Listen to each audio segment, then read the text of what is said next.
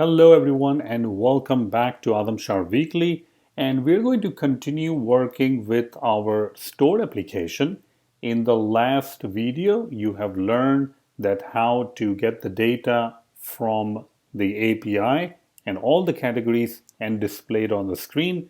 As you can see that these are the different categories that we have, which includes dumplings, electronics, furniture, shoes, and others. Now what we want to do is we want to allow the user to tap on any of these items, any of these categories, and then fetch the related products. Now, once again, keep in mind that all these categories are actually fake. So, I'm sure that there is no category called dumplings, but somebody added this category, which is fine. But there might be some completely different products inside the dumplings. All right. So let's go to the documentation.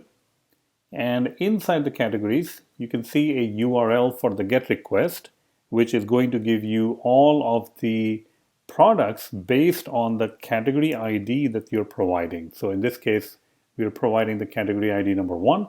Let's go ahead and see that if we even have this particular category ID. Okay, we do. And it returns all the different products. You can see that the category ID in this case is clothes. And it has several different products. You can see that they get displayed. There are a lot of products actually. Now I don't want to display all the products. I only want to display a couple of products. So we will have to see some other way of getting all the products. All right. So let's say get product, update product, delete product. And then you also have like a pagination of products. If you want to do pagination, you can also do that. All right. So now the first thing we need to do is we need to create some sort of a products by categories. Okay, you can also limit the products. So if you do want to limit, you can actually set the limit to be 20, set the limit to be 10, whichever one you want. So I'm going to go back to my code and I'm going to construct a URL that will take in the category ID and it will return me the URL for the products. So I will go into my URL extensions. And over here, I will create a URL. I will create a function called static var or static function. And it will be products by category. And we're going to be passing in a category ID. And all this particular function is going to do is going to return you a URL that is going to be giving you all the products based on the category ID that we have provided. So you can see that whatever category ID that we have provided, we're inserting it into the URL and the URL ends with products. Now, if you do want to add a little bit more pagination to it or a limit to it, you can add it as a query string parameter. So it might look something like and limit 20 or something like that. So we can just copy this part, which can be and limit 20 or something. So that will return you all the products, well, only 20 products in this case. But right now it's going to return all the products. The next thing we need to do is, just like that we added a function called get categories, which will return you all the categories. Now we will have to create a function for get products by category. So that is a function that we need to create. But before we even do that, we would like to create a model that will represent the particular product. So let's go ahead and add a new file. I will call it Swift file, product. And now we can go ahead and start creating a struct that will represent the product. So product, which is codable, and it will have a couple of different properties. So if I go back over here into my code, you can see that each product contains the title. We have the title, ID, price, description, category also, and images. So let's go ahead and create all of those different properties. There we go. ID is marked with var, and it is an integer which is nullable. And the reason is that when we create a product, that particular ID will be nullable. All right, so that's the main reason that we're doing that. And that's pretty much it. I think that is our product. Let's go back to our stored HTTP client. Now we can go ahead and create a separate function. We can call it get products by category ID or by category, whichever one you want, category ID. So this means that we need to pass in the URL. Now the URL will already contains the category ID. So maybe I should just call it by category. Async throws, it is going to return you all the products. At this time, when you're writing this function, you will see that you're kind of like copy pasting everything from the previous function, all right? I mean, because most of the stuff that we're trying to do is actually same. We are forming a URL. Somebody's going to pass in the correct URL. We are going to pass the URL to URL session. We are going to construct the URL. We're going to go ahead and get all the array of categories, which will be, oh sorry, products. So we'll get the products. And once we get the products, we will go ahead and return it. So probably we'll simply say products. So you can already see a lot of similarity between the get categories and get products by category.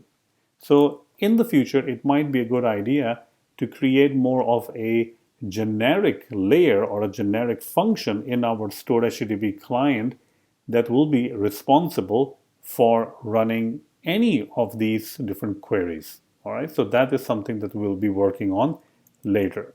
But right now, we just want to see we can get the products for a particular category and we can display it on the page. Right now we have the category list screen. As you can see, the category list screen doesn't even use a navigation stack. So we have nothing over here. So at this point, since this is our home screen anyways, we can try to embed a navigation stack. So I'm going to go ahead over here and I'm going to go ahead and embed it into the navigation stack. There we go. Perfect. So nothing really changes. We have a navigation stack and that's pretty much it. All right. The next thing we want to do is create some sort of a title. So I'm just going to call it store, I guess, or you can call it store app if you want. Let's go ahead and build it again also. Okay. And now we can work on creating a navigation link. Right now, I can't really tap on any of these categories that are being displayed. So in our code, we have a list, and inside the list, we have this H stack, which is representing the content displayed in the cell. So I can go ahead and call it navigation link. And the navigation link can contain different values. So we're just going to pass in the value and the actual label. So what will be the value in this case? Now value can be something hashable. Value can be, something that will allow you to get access to the particular category. So I'm just going to go ahead and call it category. Now category, we can't really pass it over here because the category instance or the category object, it may not be hashable, but that's something we need to check.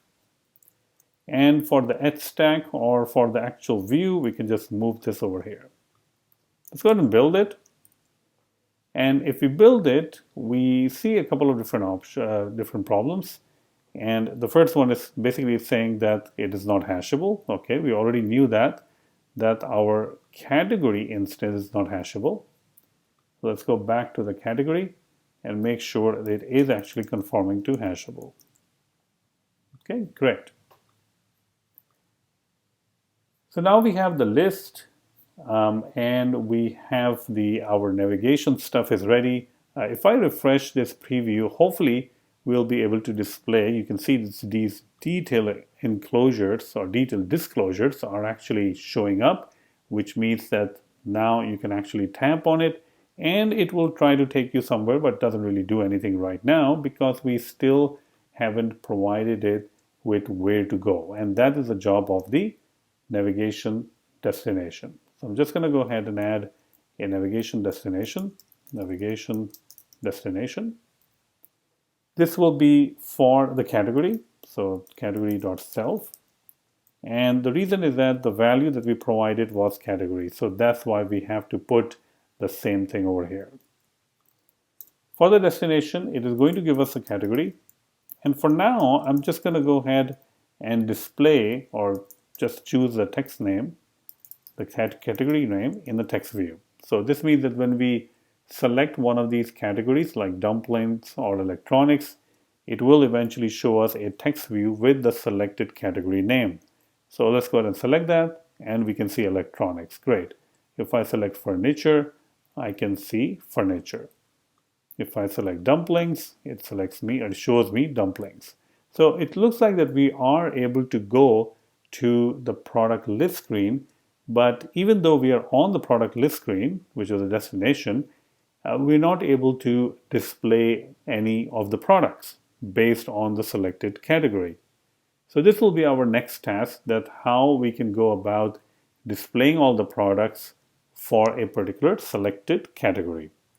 Okay, so instead of the text view that we are currently using, we should probably go ahead and create a new view, which is our product list screen. So I'm going to go ahead and add a new screen. SwiftUI view is perfectly fine. And let's just call it product list screen. Great. Now in the product list screen, in order to work with the product list screen, we must pass in the category. So I'm just going to go ahead and add a variable over here, a property, and we will be category. Okay. As soon as I do that, it's going to complain that, hey, the product list screen in the preview you need to pass in the category. So let's go ahead and add a category. And now I'm just going to be lazy a little bit, and I'm just going to copy some stuff over here and create a category. You can see that I'm creating a category over here with some sort of an image. Okay. And we're also passing the environment object as a store model, which we were also doing in our store app. But this one you need to pass in right over here if you want your Xcode previews to work. Great. Let's go ahead and simply display the category name. So category name, that's fine. And the next thing that we need to do is we need to go from the category list screen, which is the screen that you see right now. We need to go from here to the product list screen. So we need to go inside our navigation destination and change this part to the product list screen, passing in the category. Great. Let's go ahead and select some of these categories. I'm going to select furniture, and I can go to the furniture. Let's select shoes. I can go to the shoes. So I am able to go to the product list screen, but obviously the product list screen doesn't really display anything right now. So our next task is to load all these things, like load all the products based on the category ID, and then display it on the page. For that, let's first go to the store model. The store model is the only model in our application. Our app is kind of small, so we don't really need to create multiple models over here. If we do, we will, but right now we don't. So the store model is kind of like the place where you will gather all the stuff, like it will be your aggregate root, and through the store model, we're accessing the categories, and through the store model, we will also access the products. So I will say published, var, and I can say products, which will be an array of products. I can also say private set over here. This means that this will only be set inside this store model class. So nobody from outside can set the products. And the same thing can be done for our categories. So I can set over here private set. Let's go ahead and build it. Great. And now we can go ahead and create functions for getting products by category and all those things. So I'm just going to go ahead and say fetch products by category. That's the name of the function that we are creating.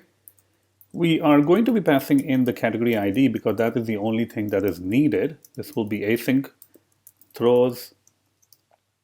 And now we can go ahead and call client.load, or not client.load, sorry, client.load whatever the function is, which is get products by category.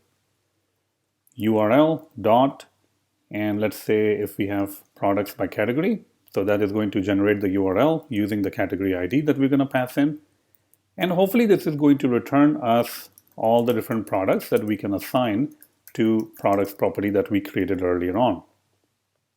Now, since this particular property is marked with published, as soon as it is assigned, we are going to get a notification and the view will re-render. Well, we will be re-evaluated and the things that are needed to be re-rendered will be re-rendered. Let's go to the product list screen now.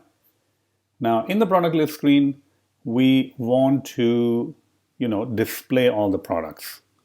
Okay, so our first task would be to simply check if there are any products and then display it. But let's go ahead and create this list. We will call it, well, first of all, we need access to the store model, which we can get it from the environment. There we go.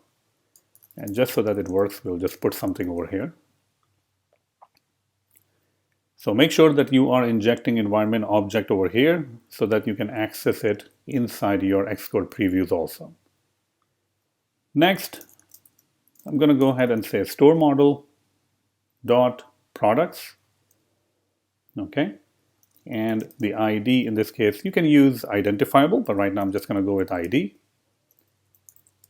Product in, and now we should be able to display at least the name of the product. That would be great. Product.title. And in the task, meaning when the actual product list screen view is loaded, we can fire this task, which is already async. And over here, we can call store model dot fetch products by category, and then passing the category ID, which is already in the category. This is going to blow up, so make sure that we wrap this around with something. And then we can go ahead and print out. Now, we will fix this printing out on the console, obviously, and we will print it out on the UI. But right now, we're just printing it out on the console. And there we go. We are able to display all the different things, all the different, products related to the category. And in this case, the category is category number 1. Let's go back to the category list screen and try to see if it works. So if I click on food, I can get some food. If I click on fitness equipment, I can get some random stuff. Obviously, this is not fitness equipment. Furniture, okay, everything looks like it's working pretty good. Let's scroll down over here. Oop, nothing works over here. Okay, so that's something bad. Something doesn't work. What about hats? So a lot of things are not working actually, right? At the bottom, you can see that this is not really working. So this is something that we will have to take care of, that why is it not working? And maybe there's some problem with the images or decoding stuff. That's definitely right. I mean, there might be some issues, or there might not be any, any products for that particular category. That's also possible. But right now, we'll go to the product list screen. And the one thing that we want to add to our product list screen is we want to show the products in a little bit nicer way, maybe with a product title, which we're already showing, maybe the description and so on. Okay, so let's go ahead and do that. What I'm going to do is I'm going to go ahead and create a views folder. And inside the views folder, I'm just going to go ahead and create the product cell view.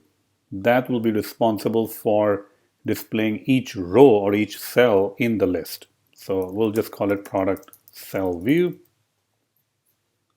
And in the product cell view, the product cell view will be dependent on, well, you can guess, a product. You need to pass in a product for the product cell view to work. As soon as we do that, you can already see there's a problem over here that we need to pass in the product. Now, I'll show you a little bit different way of creating the product for the preview. It's nothing fancy. Let's just go to the product. I will create an extension on it. I'll call it product. And for the preview, I'm just going to go ahead and add a preview property, which will be a product, and just hard code it. Maybe eventually I'll show you that how you can get all this information from a JSON file instead of doing this part. And that will make your life much easier. All right. The other thing you will see is that I'm also using category.preview, but we don't have anything called category.preview. So the same exact concept can be applied for the category. We can just create a preview static property that is going to return some hard-coded preview. All right. Let's go ahead and build it. And now we can pass in the product over here. So I can simply say product.preview. Keep in mind that in our application, I created the product preview and I created the category preview. It might be a much better idea to move this hard-coded code, like all of this stuff, into a JSON file. So basically, you will have a representation of a particular product as well as a particular category, and you will have these JSON files, and you will simply decode those JSON files instead of hard coding it, kind of like this. Because this might be okay for our scenario over here, but if you need a list of products or a list of categories, then it will become really ugly really fast. So I'll show you as we move along in implementing this app. I'll show you that how you can read all of this data for the preview from the JSON file. Okay, going back to our product cell view. So what should we need in the product cell view? Well, let's go ahead and add, first of all, vstack. And inside the vstack, I can go ahead and add some stack and also text for the description. There we go. We can get alignment for leading. And let's go ahead and refresh it and see how it looks like. Okay, so a couple of different things over here. You can see it's basically complaining, hey, what is the currency code? What is the bordered caption? None of these things are available. We will implement it. So what should we pass over here in the currency code? All right, so let's go ahead and take a look over here. If I say currency, I have to pass in a code, and let's go ahead and pass in USD for now. Now, if I hard code it to USD, it will always show me USD. So if you are looking at this, from some other place, from some other country, you don't really want to see US dollars. You want to see your own local currency. So now the question is, well, how can we do that? Well, what we can do is instead of writing code over here, we can create our extensions just to make it a little bit cleaner. And let's go ahead and say Swift file. What we are going to do is I'm just going to create an extension for locale plus extensions. And I will create an extension for locale, static var, and I will simply say currency code. Now, what we should return from this currency code will be the current currency that you have set up. So which we can do current dot currency. So we'll go to currency and the identifier. But what about if it's null? Well, then it's a different story. That what should be returned if it's null? Should we return empty? Should we return US dollars? This is a question that we need to answer. So right now, I'm just going to return US dollar. I'm not sure what's going to happen if you return over here like an empty string, but I'm hoping that this is never empty because every phone will be configured with their currency, right?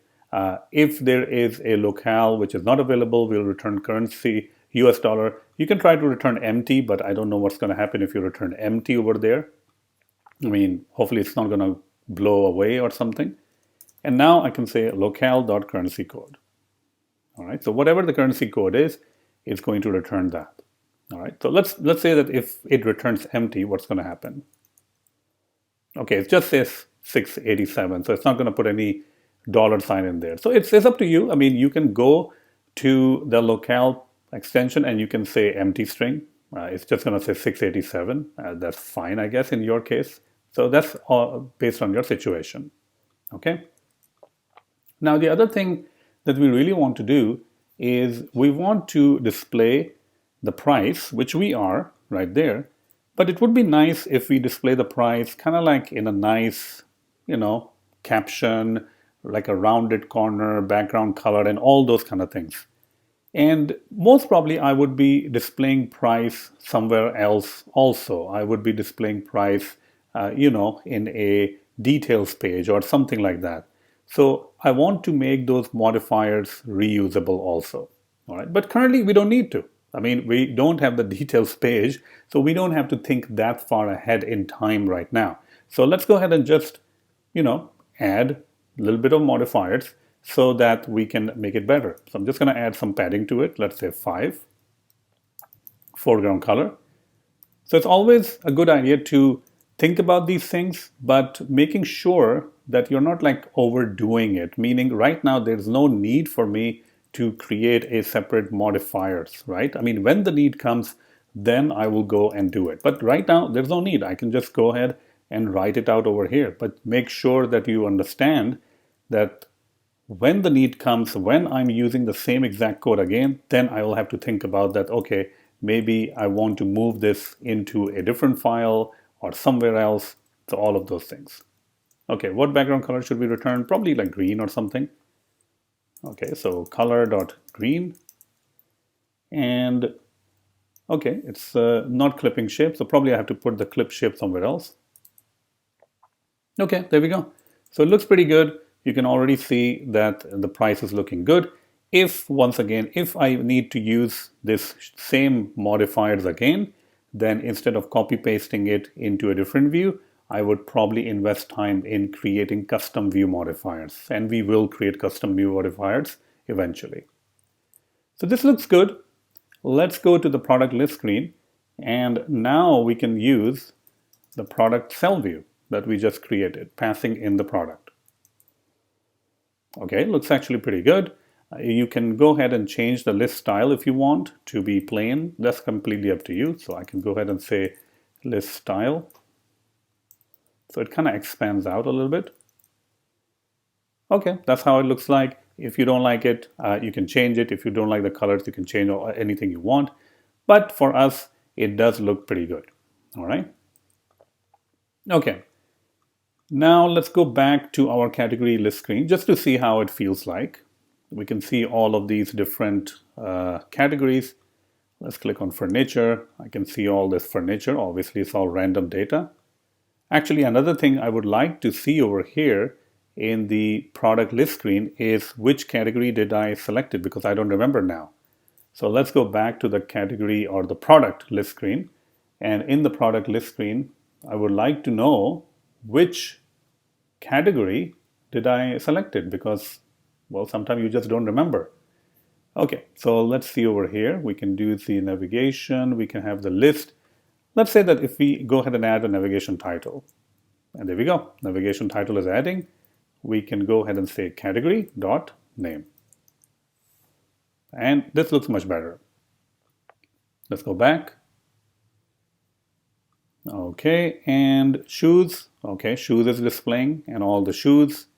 Now there are some things, some categories that either does not really have any products or there's something wrong. So in those cases, we want to display a message over here, which is saying that no products found or something like that, all right? And that is something that we'll be looking at later on when we will also look at creating a more generic kind of our web service or the store HTTP client layer to make it more generic, not to use these different functions, because these two functions, you have already guessed, they're very, very similar, right?